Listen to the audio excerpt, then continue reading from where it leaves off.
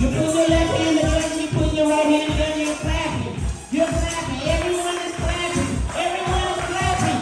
Give it up for the choir, TFG.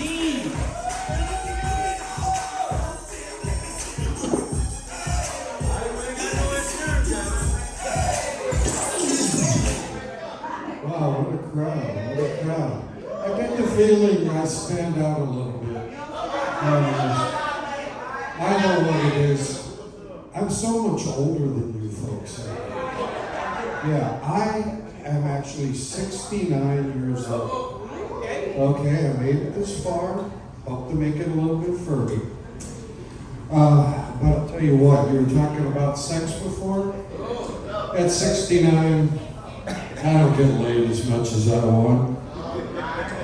The most exciting thing about sex at my age is sneaking out without paying for it. But I'll tell you what, I have my memories. You can't take away my memories.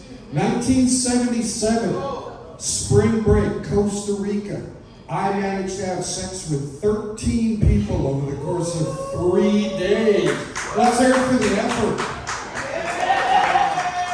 Yeah, and sometimes I think I shouldn't talk about that because I got arrested and gang raped in jail.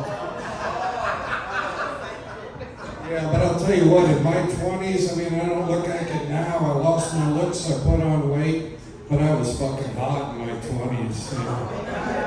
I was so hot that I used to scream my own name out when I was having sex. I'll tell you what, could you guys help me out a little bit because I'm working on a new joke. I got a joke, but I got two potential punchlines. Can you tell me which one you think is better? Okay, all right, here we go. Here's the setup. As you can see, I'm a person of size, right? I used to be a lot bigger. I still got a ways to go. But one of the things I have to do is I work very hard to get an aisle seat when I gotta get on a plane. Okay? So I'm going to Chicago, get on the plane, and I'm going down to my seat, aisle seat. I got it a month in advance, and there's this young, blonde woman sitting in that seat. And I go, excuse me, ma'am, you're in my seat. She goes, no, this is my seat. I'm going to Chicago. I pull out my ticket. I said, no. Seat, aisle seat. I need I'm a big guy. I need to be on the aisle seat. Well, I'm going to Chicago. This is my seat. I said, well, I got to get the attendant. The attendant comes over. May I see your ticket, ma'am? She says, oh, ma'am, you're in the window seat. This gentleman's in the aisle seat. No, this is my seat. I'm going to Chicago.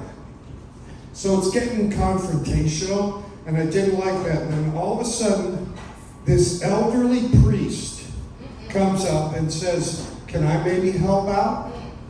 And I go, well, sure, if you can do something, Father, appreciate it. He leans down, whispers in the young blonde's ear. She gets up and moves to the window. I said, what did you do? She says, well, she's a young blonde chick, they're not known to be very smart. So I told her that the window seat is going to Chicago and the aisle seat's going to Milwaukee. Okay? That's the first one. Okay, now I got another potential punchline. But we're going to skip the setup. We're going to go right to where the elderly priest is coming up the aisle. Okay? So the elderly priest comes up the aisle and says, can I help? I said, well, I hope you can, Father. Do what you can. So he looks down, gets right next to her ear and says, get out of the seat, you bitch! And she gets up and moves to the window. You know, so which one's better? First one or the second one? First one? Okay, it's when I do that, when I ask the audiences, it's kind of split both ways, but most people like the second one better. Oh, well, we'll see. We'll keep trying. We have so many lovely ladies here today, but I'm a creature of consistency. And I got a question for you ladies. Maybe you can clear something up to me that's confused me for a long time. You're all familiar with the expression, my body, my choice? Right? Okay, it's important very much. In elections, it comes out. Government, stay the fuck out of my reproductive rights, right?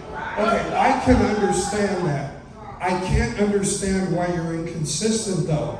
Because God gave all you women a wonderful gift. He gave you a product that you can sell and still keep. Right? But the government says you can't sell it. If you sell it, you're a criminal. Okay? But you can give it away. But you can't sell it. You're a criminal. And that's your pussy.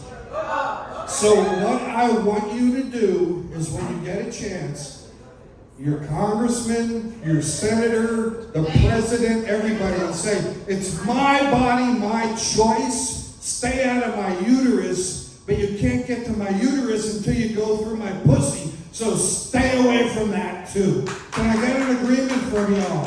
I know us guys will appreciate it because they made solicitation a felony now. Yeah, that's not good. How am I doing on time? 2 minutes. Okay. Hey, brother. I like it. Okay. You guys like the look? The shaved head look? Look at this. Better looking than me. Only because he's younger. Yeah. But, okay. Have you all ever had a situation where you had to do something that you knew was repulsive and it was really gross, but you did it anyway because that's the right thing to do? You had to do it. It was just situational. You might not have done it anywhere else, but this time you just had to soldier through it. I had that situation a long time ago. A beautiful woman wanted to kiss me, but she had this big cold sore on her lip. Oh my God, look at her. Oh, that is so gross. That was repulsive. It was so bad, I nearly pulled out of her. Well, I'm going to let somebody else of these funny people get on board. And we'll just take it from there. I was looking at a great time. I'll be here next week, more than likely, so I hope you like the Bald Fat Grandpa. Yeah, give it up for